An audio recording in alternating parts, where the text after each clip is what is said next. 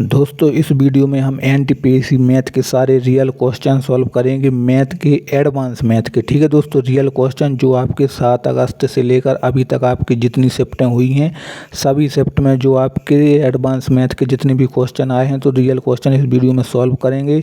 तो एडवांस में किस प्रकार का पैटर्न आ रहा है आपको सब पता चल जाएगा। आप वीडियो में एंड तक बने रहें और वीडियो को स्किप मत करना, वरना आपके 1 से 2-3 नंबर कट सकते हैं। तो वीडियो को करते हैं स्टार्ट। तो आपका पहला क्वेश्चन है कि उस त्रिभुज का क्षेत्रफल ज्ञात कीजिए जिसकी ऊंचाई 5 सेंटीमीटर है और उसका आधार 12 सेंटीमीटर है। दोस्तों बहुत ही इंपॉर्टेंट क्वेश्चन है, क्योंकि इसमें मतलब एनटीपीसी में हर शिफ्ट में ऐसे त्रिभुज से 1-2 सवाल पूछे जा रहे हैं, लगभग एक सवाल आता ही है और कुछ नहीं, सीधा आपका फॉर्मूला बेस्ड क्वेश्चन है। बस आपको अगर इसका फॉर्मूला याद है तो आप सीधा फॉर्मूला में इसकी वैल्यू पुट कर दीजिए, आपका आंसर आ जाएगा। ठीक है, तो आपको पता होगा कि जो त्रिभुज का जो क्षेत्रफल होता है, मतलब त्रिभुज का जो आपका क्षेत्रफल होगा वो त्रिभुज का क्षेत्रफल का जो फॉर्मूला होता है वो होता है आपका 1/2 इंटू में इसके आधार आ जाएगा और उसके इंटू में आपकी ऊंचाई आ जाएगी। ठीक है, तो बस आपको अगर इतना पता है तो आपको त्रिभुज का क्षेत्रफल 1 सेकंड में निकाल सकते हो। बस इसका वैल्यू रख दीजिए, जैसे 1/2 आ जाएगा अपॉन का, उसके बाद आ जाएगा आधार आपका है 12 सेंटीमीटर, उसके बाद आपकी ऊंचाई है 5 सेंटीमीटर। ठीक है, अब इसको हम 2 से 12 को काट देंगे 6 बार। ठीक है, 6 बार कट जाएगा और 6 का 1 में गुणा हो जाएगा 6 आ जाएगा और गुणा में आपका 5 है। तो ठीक है, 6 और 6 पंचे आपका 30 आ जाएगा। 30 सेंटीमीटर इसका जो त्रिभुज का क्षेत्रफल हो जाएगा। ठीक है, जो इसका सही आंसर हो जाएगा। दोस्तों मतलब एडवांस में भी ऐसे ही क्वेश्चन आ रहे हैं सीधे फॉर्मूला बेस्ड। अगर आपको फॉर्मूला याद है तो आप उन क्वेश्चन को आराम से कर सकते हो। ठीक है, नेक्स्ट क्वेश्चन है कि उस त्रिभुज का नेक्स्ट क्वेश्चन है, एक घन का आयतन 3375 सेंटीमीटर क्यूब है, तो उस घन का संपूर्ण पृष्ठीय क्षेत्रफल ज्ञात कीजिए। तो ये दोस्तों इतना इम्पोर्टेंट क्वेश्चन है कि 7 अगस्त से लगभग हर शिफ्ट में एक क्वेश्चन आता है घन के आयतन से, बस इसमें इसका डेटा बदल दिया जाता है और सेम यही क्वेश्चन रहता है। तो बहुत ही इम्पोर्टेंट क्वेश्चन है।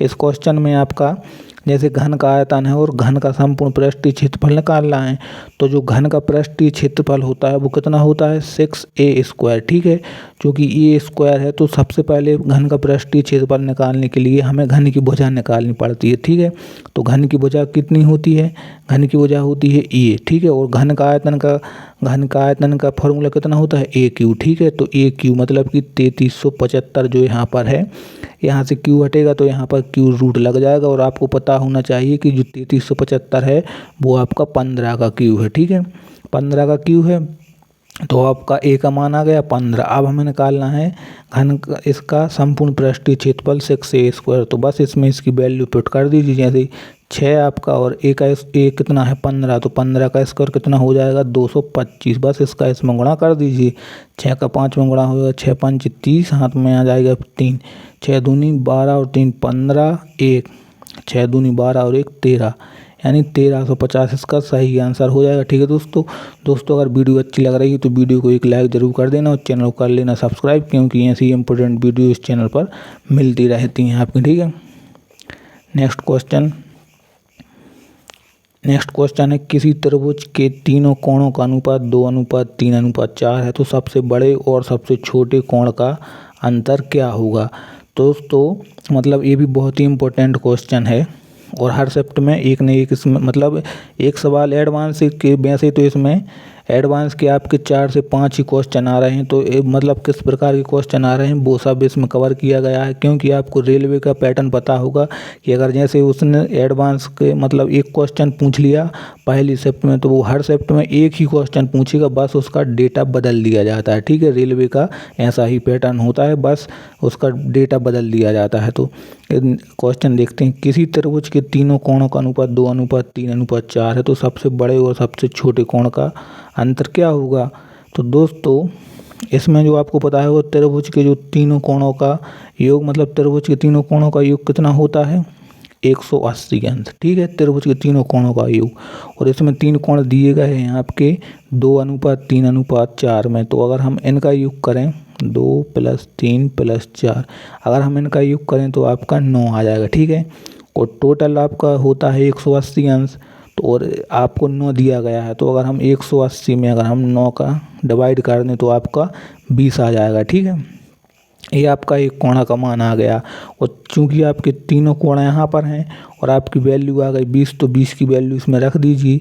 जैसे कि पहला कोण हो जाएगा आपका 20 का अगर हम 2 में गुणा करेंगे 40, दूसरा हो जाएगा 20 तिया 60, 20 तिया 60, और तीसरा हो जाएगा आपका 20 चौका 80। ठीक है, अगर हम तीनों को जोड़ेंगे तो आपका 180 आएगा, जो कि त्रिभुज के तीनों कोणों का योग होता है। अब पूछा गया है क्वेश्चन में सबसे बड़े और सबसे छोटे कोण का अंतर क्या होगा। सबसे बड़ा है 80 और सबसे छोटा है 40, दोनों का अंतर हो जाएगा 40, जो इसका सही आंसर हो जाएगा। ठीक है दोस्तों, नेक्स्ट क्वेश्चन देखते हैं।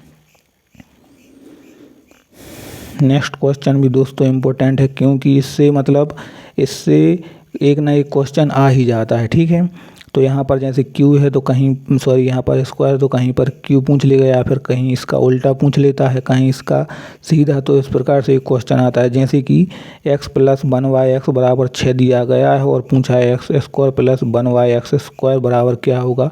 तो यहाँ 1 की पावर है और 1 की पावर से हमें 2 की पावर पर जाना है। ठीक है, तो इसका जो फॉर्मूला होता है दोस्तों, कि जो अगर हमें इसका वैल्यू कितनी दी गई है 6, ठीक है, और हमें स्क्वायर पर जाना है, तो इसका जो फॉर्मूला होता है इसका फॉर्मूला होता है x + 1y(x) बराबर, अगर हमें k दिया गया है और k का यही इसका स्क्वायर पूछा है, तो इसका फॉर्मूला हो जाता है k² - 2। ठीक है, यही हो जाता है। तो अब जैसे कि यहाँ पर k का मान दिया गया है 6, ठीक है, और हमें स्क्वायर पर जाना है।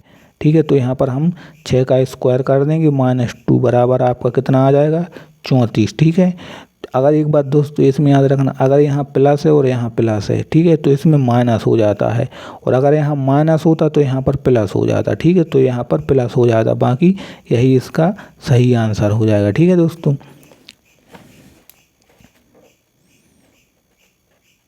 नेक्स्ट क्वेश्चन देखते हैं। नेक्स्ट क्वेश्चन है आपका, एक घनाभ की लंबाई, चौड़ाई और ऊंचाई क्रमशः 9, 12 और 15 है। ठीक है, तो घनाभ का संपूर्ण पृष्ठीय क्षेत्रफल कितना होगा।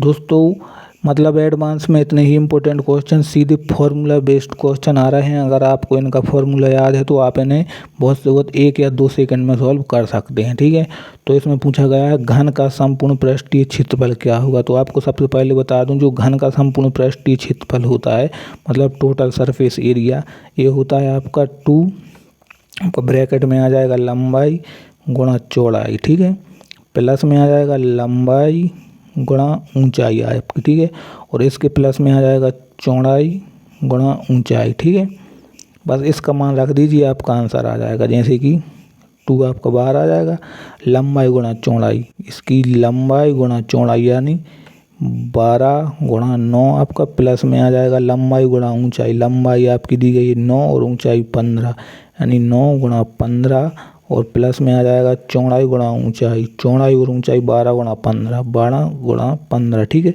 बस इसे सॉल्व कर दीजिए। जैसे कि 2 आ जाएगा, अब 12 नम्मा 108, ठीक है, प्लस में 15 नम्मा आपका 135, प्लस में 12 का अगर हम 15 में गुणा कर देंगे तो 180 आ जाएगा। ठीक है, अब इन तीनों को जोड़ के 2 से गुणा कर दीजिए।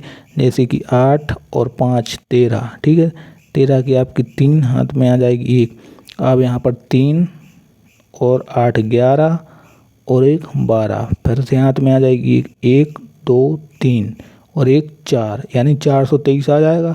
और 423 का हम 2 में गुणा कर देंगे तो कितना आ जाएगा, 3 दूनी 6, 2 दूनी 4 और 2 चौका 8, 846 इसका सही आंसर हो जाएगा। ठीक है दोस्तों, अगर वीडियो आपको अच्छी लग रही तो वीडियो को लाइक ज़रूर कर देना। ठीक है, और चैनल को कर लेना सब्सक्राइब, क्योंकि ऐसी वीडियो इंपॉर्टेंट वीडियो इस चैनल पर मिलती रहती हैं।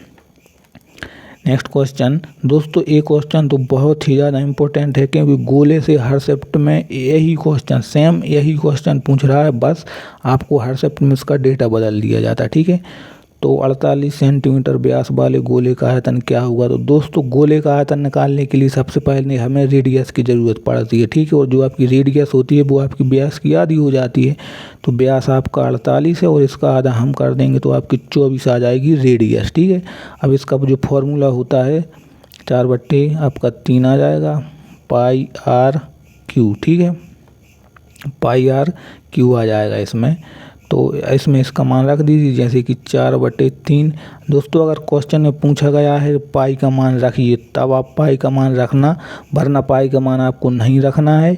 और बाकी ऑप्शन में भी देख लेना, अगर पाई ज्यों का त्यों दिया है तो आपको पाई का मान नहीं रखना है, ठीक है। अगर नहीं दिया है तो आपको पाई का मान रख लेना है। तो पाई का मान हम इसमें नहीं रखेंगे, अभी रख कर देख लेंगे, ठीक है। और आर क्यू दिया है, आर आपका है 24, तो इसमें आपका 24 और फिर से 24, ठीक है। अब इससे 3 से एक बार 24 कट जाएगा, 8 बार, 8 का 4 में गुणा हो जाएगा, 8 चौका 32 आ जाएगा इस यहाँ पर, ठीक है। 32 के बाद यहाँ पर 24 का स्क्वायर कितना हो जाता है, 576। अब हम 32 में 576 का गुणा कर देंगे तो आपका आंसर आ जाएगा इसमें। जैसे कि 32 का 6 में गुणा कर देंगे तो कितना आ जाएगा, इसमें आ जाएगा आपका 30 × 180 मतलब 192, 30 छक्का 192 हो जाएगा। 192 की आपकी यहाँ पर 2 आ जाएगी, हाथ में आ जाएगी आपकी 19, ठीक है। और 32 सत्ती कितना हो जाएगा आपका, 30 210 और इसमें आपका 7 दूनी 14, हाथ में 1 7 21 और 1 22, 224, ठीक है। 224 में हम 19 जोड़ देंगे तो कितना हो जाएगा आपका, 224 में अगर 19 जोड़े जाएंगे आपके तो ये हो जाएगा आपका 243, ठीक है। 243 की आपकी यहाँ पर 3 आ जाएगी और हाथ में आ जाएगी आपकी 24, और 32 पंचे आपका कितना हो जाएगा, 160। 160 में हम 24 और जोड़ देंगे तो 184 आ जाएगा, ठीक है। यही इसका सही आंसर हो जाएगा, ठीक है। बाकी अगर इसमें पाई का मान रखना है तो आप यहाँ पर गुणे में आप पाई का मान रख दीजिए, जैसे 184, 32 और पाई का मान 22/7 होता है, ठीक है। इतना रख दीजिए, अगर ये इससे कट जाए तो काट दीजिए, बाकी सीधा गुणा करके काट दीजिए या फिर पॉइंट में आ जाएगा, सीधा जो भी हो।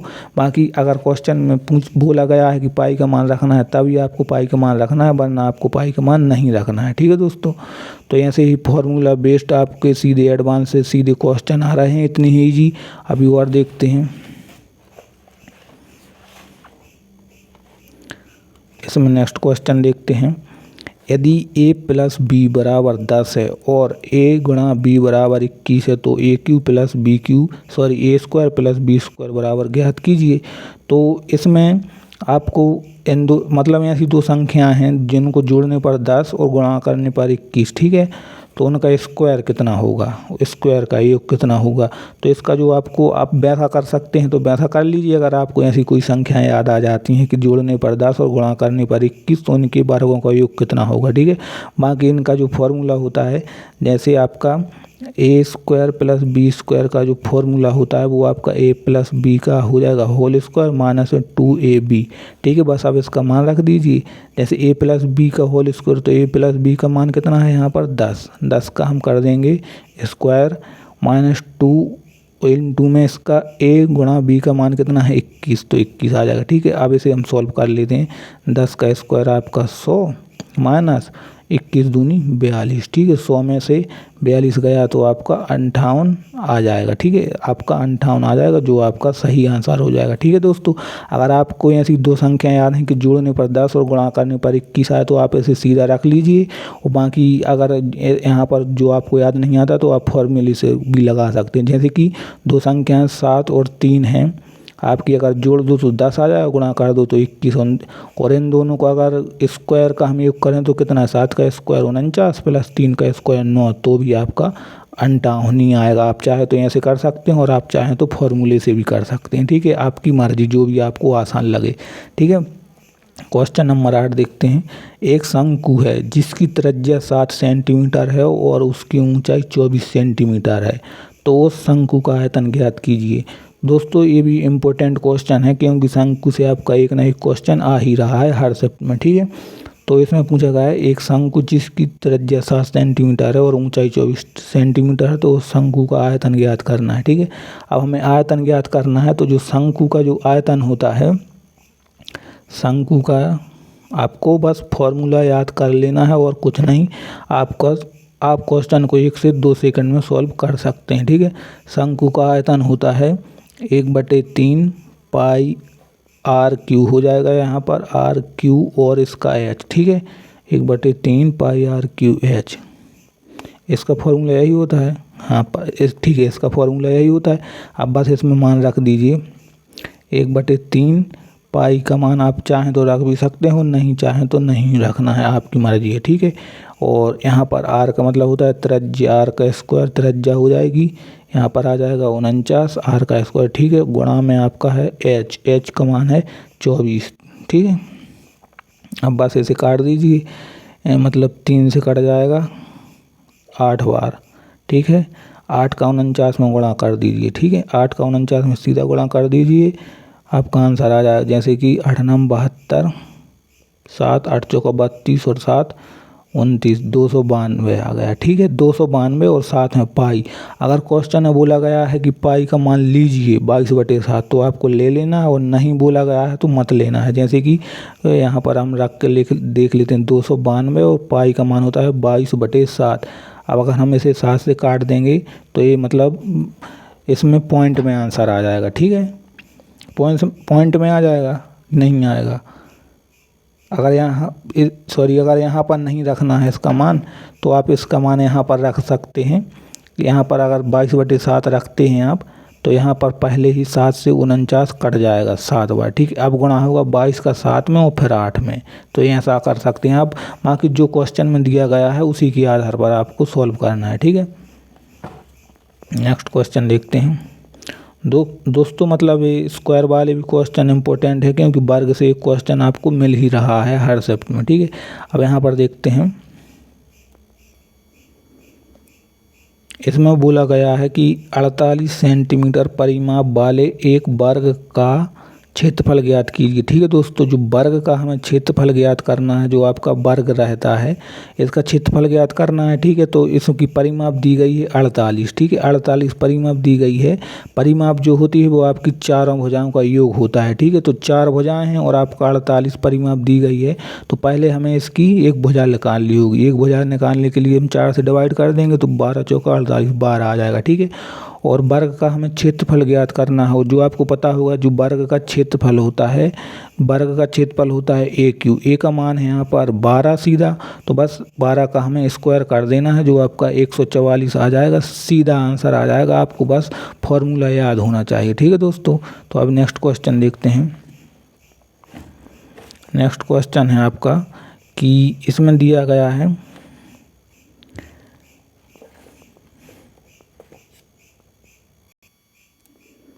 इसमें बोला गया है कि एक आयताकार घनाभ की लंबाई 16 सेंटीमीटर, चौड़ाई 4 सेंटीमीटर और ऊंचाई 3 सेंटीमीटर है, तो उस घनाभ का आयतन ज्ञात कीजिए।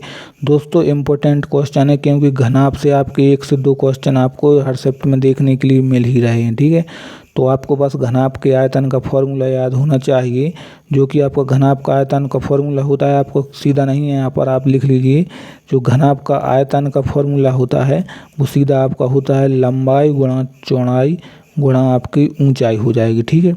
तो बस इसमें इसकी मान रख दीजिए, जैसे लंबाई है आपकी 16 गुणा चौड़ाई है आपकी 4 सेंटीमीटर और ऊंचाई है आपकी 3 सेंटीमीटर, सीधा आप इसका गुणा कर दीजिए। जैसे 4 3 12 और 12 का सीधा यहाँ से कर दीजिए, 16 चौका 64 और 64 3 आपका कितना हो जाएगा, 64 में हम 3 का गुणा कर देंगे, 3 चौका 12 1 3 18 1 19, मतलब 192 इसका सही आंसर हो जाएगा, ठीक है दोस्तों। इतने ही इजी क्वेश्चन आ रहे हैं दोस्तों। अगर अभी तक वीडियो आप देख रहे हैं तो प्लीज़ वीडियो को एक लाइक ज़रूर कर लीजिए और चैनल को कर लीजिए सब्सक्राइब। नेक्स्ट क्वेश्चन है a² माइनस 9x प्लस 20 बराबर 0 है, तो इनके मूलों का गुणनफल कितना होगा। तो दोस्तों अगर बराबर में 0 है तो आपको 2 ऐसी संख्याएं देखनी हैं कि जिनका गुणा करने पर 20 आए और जोड़ने या घटाने पर 9 आ जाए, ठीक है। 2 संख्याएं हैं, तो 2 संख्याएं आप जैसे ही सोचोगे तो आपके मन में आएगा 5 और 4, ठीक है। तो अगर 5 और 4 हैं जिनको अगर हम गुणा करें तो 20 और जोड़ें या घटाएं तो 9, जोड़ने पर 9, तो हम यहाँ पर मान रख दीजिए, जैसे x² आ जाएगा माइनस, यहाँ पर माइनस की 9 लाना है तो मतलब माइनस माइनस हो जाएगा, -5x माइनस 4x यहाँ पर प्लस 20, ठीक है। अब यहाँ पर x कॉमन ले लीजिए तो अंदर बचेगा आपका x माइनस 5 और यहाँ पर हम कितना 4 कॉमन ले लेते हैं तो अंदर क्या बचेगा x, माइनस बाहर है तो अंदर क्या होगा माइनस में आपका कितना हो जाएगा 5। ठीक है, चूँकि यहाँ पर 4 बाहर आ गया तो 4 5 20।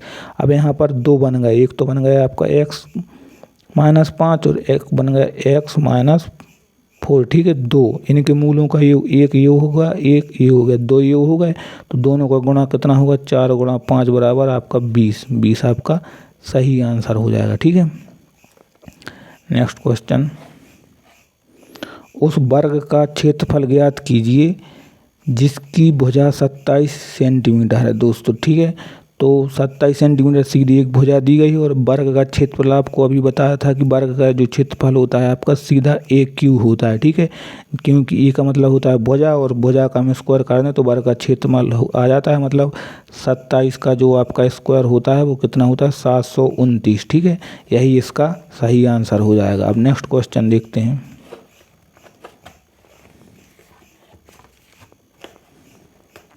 नेक्स्ट क्वेश्चन है कि एक आयत का क्षेत्रफल 120 सेंटीमीटर है और उसकी लंबाई 15 सेंटीमीटर है, तो आयत की चौड़ाई ज्ञात कीजिए।